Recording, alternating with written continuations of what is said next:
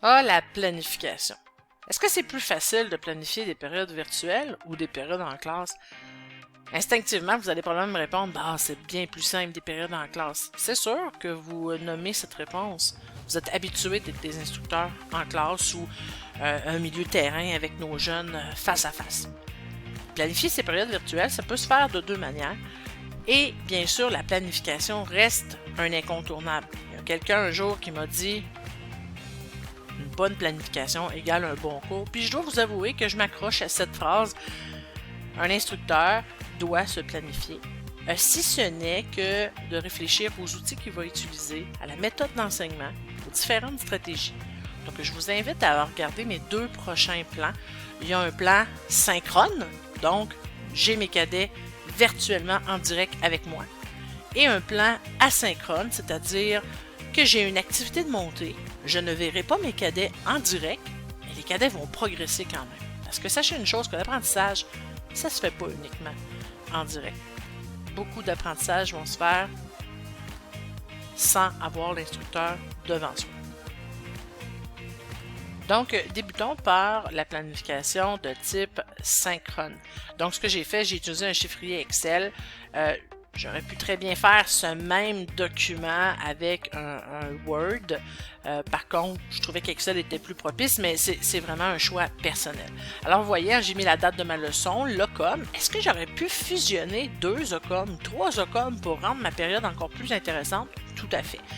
J'ai mis les objectifs. L'objectif, le but de la leçon de 107.02, c'est qu'à la fin de la leçon, le cadet va être capable d'identifier correctement la structure des grades des cadets et ainsi que les grades des officiers de l'armée canadienne. Donc, j'ai opté pour Synchrone. L'outil que je vais utiliser, c'est Zoom.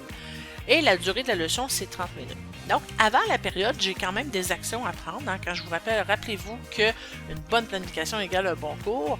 Donc, je vais créer ma salle Zoom. Je vais transmettre sur Facebook le lien Zoom. Je vais faire des rappels des outils de connexion. Parce qu'effectivement, si j'utilise une plateforme X pendant mon année d'entraînement virtuel, ben, je vais devoir rappeler quelquefois, même souvent, les méthodes de connexion. Alors, pourquoi ne pas vous bâtir des outils qui sont viables?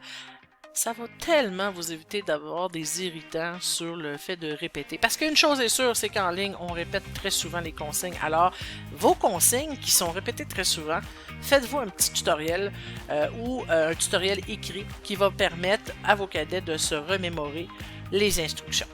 Et bien sûr, ben, je vais préparer mon activité de confirmation finale à laquelle j'ai pensé pour ce cours-là, qui est la création de mon Kahoot. Kahoot, c'est quoi? C'est une activité qui permet d'élaborer un jeu questionnaire très plaisant, c'est très interactif, il y a de la musique et c'est sous forme vraiment de jeu questionnaire.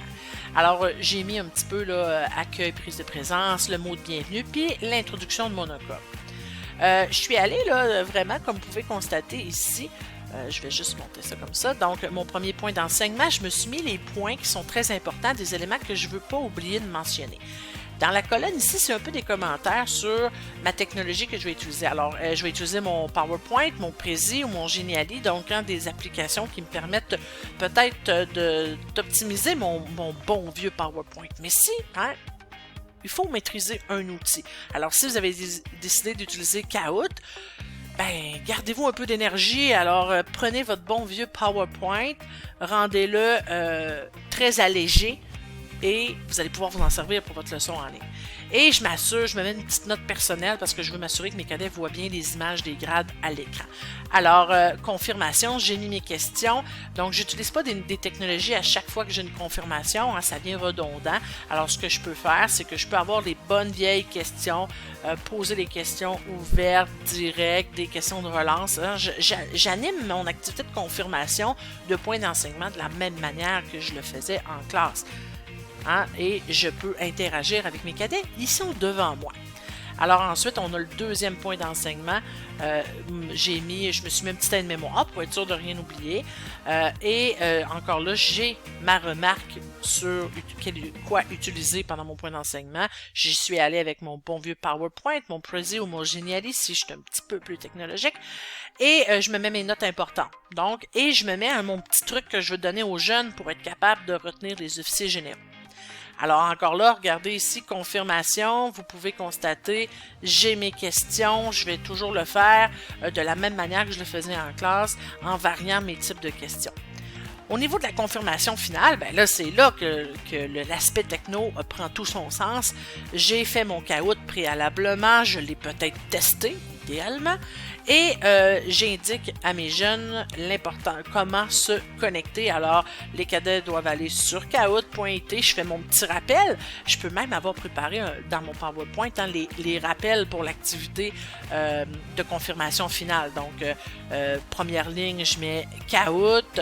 Deuxième ligne, allez sur caout.it avec votre téléphone, regardez l'écran de l'instructeur et ils vont entrer le game pin. Et entre chacune des questions, malgré l'animation très dynamique et le plaisir de nos jeunes, ben, je fais une rétroaction. Hein. Moi, je veux pas qu'ils oublient que derrière cette activité agréable, il y a quand même des connaissances à aller chercher. Et par la suite, je fais ma bonne vieille conclusion. Je fais le rappel de l'objectif. Je mets l'accent sur certains éléments que j'ai trouvé importants pendant la leçon ou certaines mêmes difficultés, puis je leur dis de faire attention de ne pas oublier tel type de grade ou du truc pour les officiers généraux. Alors ça, c'est ce que je vous propose là, pour une planification. Encore là, l'outil, la manière d'organiser vos idées, c'est vraiment très personnel, mais ça nous donne quand même certains éléments de réflexion. Dans les prochaines minutes, je vous présente une planification asynchrone. Alors, intéressons-nous au mode asynchrone dans la planification. Donc, j'ai pris la même leçon pour être capable de faire un bon comparatif. Donc, je suis allé avec un mode asynchrone. Je suis allé avec l'utilisation de capsules YouTube. Donc, je me suis rappelé, bien sûr, mon objectif qui est très important. Donc, à la fin de la leçon, c'est que les jeunes sont capables d'identifier correctement les grades. J'attire votre attention sur les actions avant la période. Donc, ça va se faire un peu différemment. Donc, je vais enregistrer ma capsule. Bon, avec quoi enregistrer votre capsule? Ben, vous pouvez utiliser des outils comme des applications payantes qui sont extrêmement bien faits. Screenomatic, par exemple. Mais sinon, certaines plateformes donnent une version gratuite comme Zoom. Vous pouvez ouvrir votre compte Zoom. Vous allez pouvoir utiliser les enregistrements de 40 minutes. Donc, vous faites votre enregistrement de 40 minutes gratuitement. Ça va vous générer sur votre ordinateur un fichier vidéo que vous allez ensuite pouvoir déposer sur la plateforme que vous désirez. Par exemple, YouTube. Gardons ce simple. Rappelez-vous que l'apprenant il aime pouvoir faire les choses quand ça lui tente, au moment venu et surtout à l'endroit qu'il veut. Donc, ça veut dire que le cadet pourrait très bien suivre son cours de grade une demi-heure avant d'aller se coucher, tranquille, relax, dans son lit. Il est en train de suivre votre entraînement, puis il trouve ça bien intéressant. Il pourrait faire ça aussi juste avant le souper, confortablement assis sur le divan. Il faut offrir la simplicité à nos jeunes. Donc, on fait notre enregistrement, on dépose le lien à l'endroit qu'on veut sur le site web, sur nos médias sociaux, transmettre les instructions aux cadets apprenants également. Qu'est-ce qu'ils ont à faire cette semaine? Écouter la capsule, participer au jeu questionnaire et de vous transmettre peut-être même une rétroaction au besoin.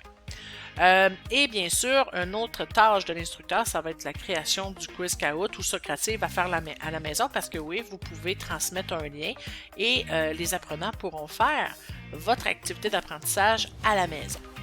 Pour les points de la leçon, comme vous pouvez constater, c'est la même chose parce que ce que je vais faire, c'est que je vais utiliser l'enregistrement, je vais partager mon contenu, je vais faire comme si j'étais en direct avec eux.